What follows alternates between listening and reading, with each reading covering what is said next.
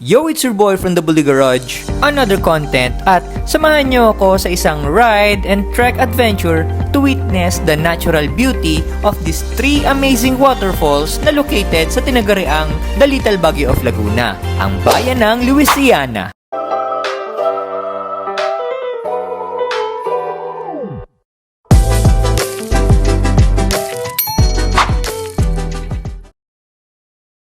Ang Luisiana ay matatagpuan far south of the Laguna Province. It is about 100 kilometers away from Batangas City or approximately 108 kilometers away from Metro Manila. The town is located at an elevation of 1,400 feet above sea level, and the ride is filled with ascending and descending zigzag roads na ma-enjoy ng bawat rider, lalo na when you took the Mahayhay Luisiana Road from Liliw, Laguna. I can describe the route as light and fun because of its wide and uncongested roads, its cool climate, and of course, delightful sceneries along its roadside. This laid-back ride was a perfect preconditioning activity bago ko simulan ang exciting trek journey to reach Luisiana Waterfalls. Nakarating ako ng Barangay San Salvador ng Luisiana around 8:30 a.m. Then, started to trek at 9 in the morning.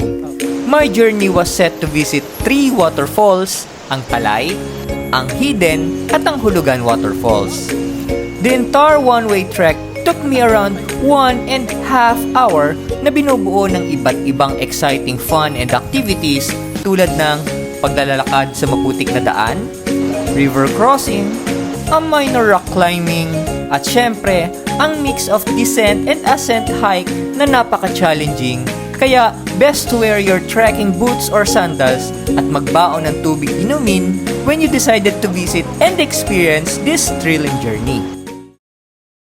Ang Talon ng Talay ang una sa 3 waterfalls na aking sininsayan. It is a 2-layered waterfalls and was reached after my first 30 minutes of trekking. The higher layer of this waterfall was a great spot for your first set of pictures and clips, yet konting ingat sa mga madudulas na bato at baka ikay magsungaba, nasa unang part pa lang tayo ng adventure na ito.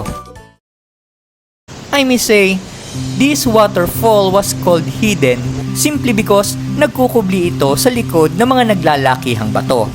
I have to climb through slippery boulders and pass through a narrow path bago ko nasilayan ang natatagong ganda ng waterfall na ito.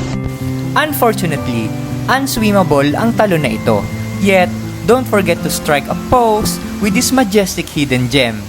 And dito din sa part na ito, ako nagsimulang mabasa as this waterfall produced tiny or vapor-like water droplets as the water hits the rocks.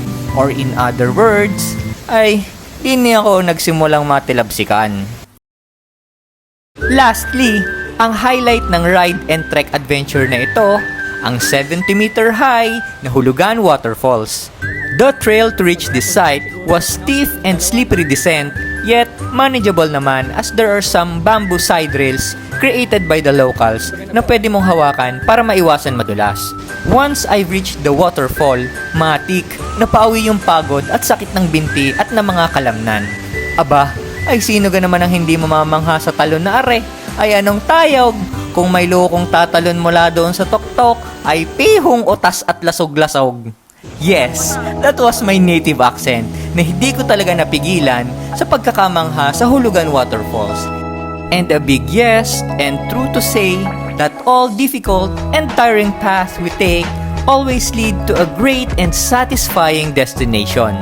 Yun lang, paalam, ingat! At siya nga pala, maraming salamat po kay Kuya Noel, my tour guide for this wonderful trip. Mabuhay po kayo and God bless! Pagod!